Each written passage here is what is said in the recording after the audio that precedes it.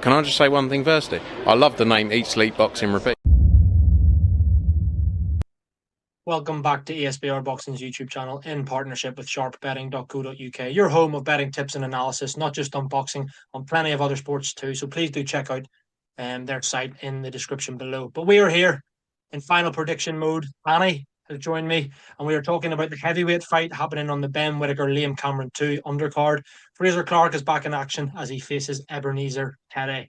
Danny, good to be joined by you as always. And the return of Frazer Clarke following its first defeat of his career, that vicious knockout by Fabio Wardley. What is your final prediction and thoughts on this fight?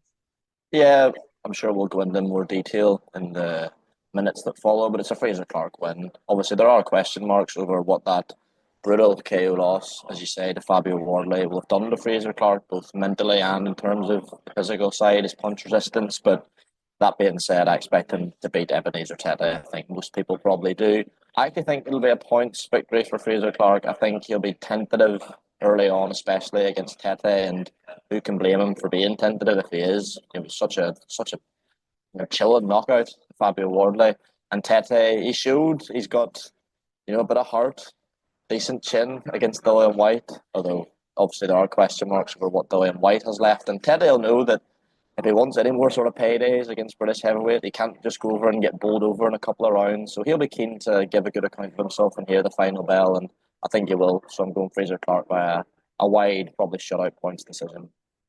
Yeah, I think it's kind of weighing up in my head. I think that's maybe the main question here. I think there's almost no doubt in anyone's mind who the victor will be here. It is more of a question for me whether it will be points or whether he will stop Tetteh.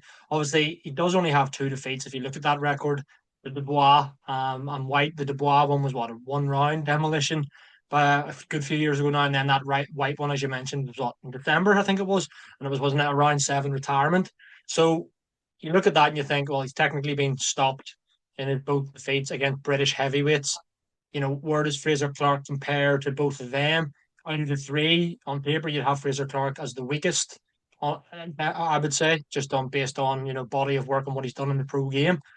But in saying that, I agree with what you've said. I think it could be tentative early on, Frazer Clarke. I don't think he's a massive puncher as well. Even you look at the fights that he has, got stoppage victories in when he's up to the level a little bit. It's not like he blew people away early anyway. So I don't think that was ever going to be the case.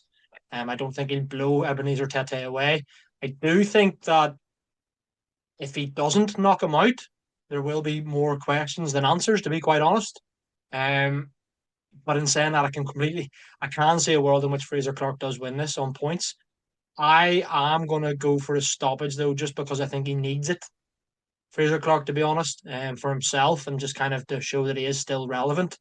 Which might sound harsh considering he's only has that one defeat, and then you look at the trajectory Fabio Wardley's on now. But if it's going to be a stoppage, I don't think it'll be in the first half. I could see it being, a mid to late, maybe something similar like a retirement on the stool from Tetteh, or the referee kind of just jumps in to save him for another day kind of thing. I don't think it'll be like a one punch knockout, has him all over the place kind of thing. I don't think it'll be that, but I will go with the Frazer Clarke stoppage, and back end of the fight probably. But yeah, who knows? Who knows? I think we're definitely both in agreement, and as I'm sure most of the people watching this video, that Frazer Clarke will be victorious.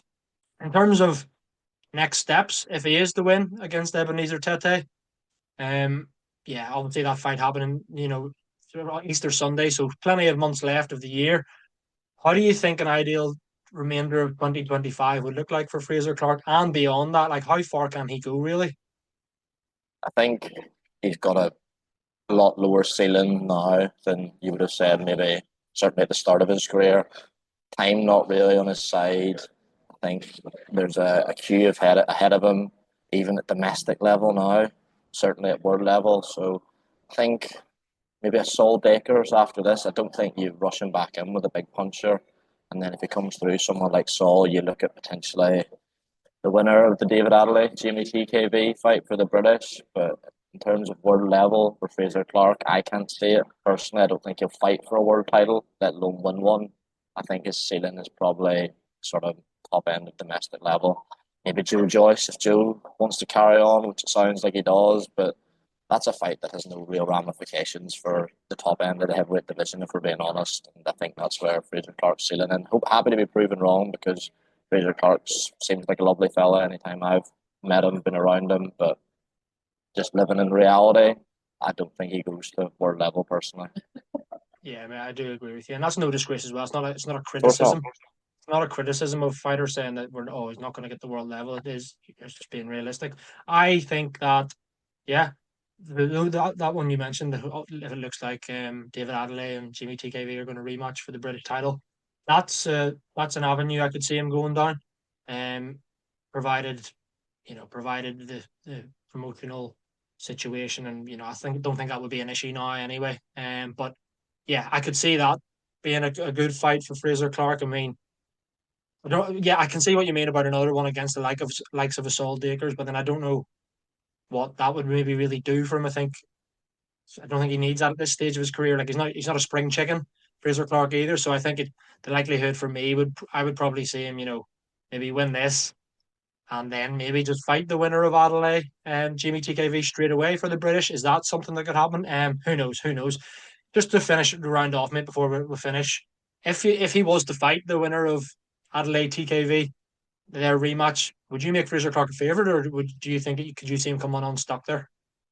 I don't know, to be honest. I don't know if I'd make him a favourite. All depends how that second fight between them goes, because let's be honest, I don't think either Jamie TKV or David Adelaide were covering themselves in glory up until that fight. Now you can put that down to up to that fight ended, I should say. Now you can put that down to clash of styles, not gelling or whatever, but I wouldn't say they're going a massive favourite against Frazer Clarke if he is to, as you predict, do a good job on Ebenezer Tetteh. But does he deserve to go straight into a British title fight just for beating Ebenezer Tetteh after getting blasted out in a round by the British champion in a British title fight? So I don't know. They'll probably say, what does a fight with Frazer Clarke do for me? But it's a close fight, and we need to see how those fights play out before we start jumping into who's favourite and who's I'm predicting to win and stuff like that.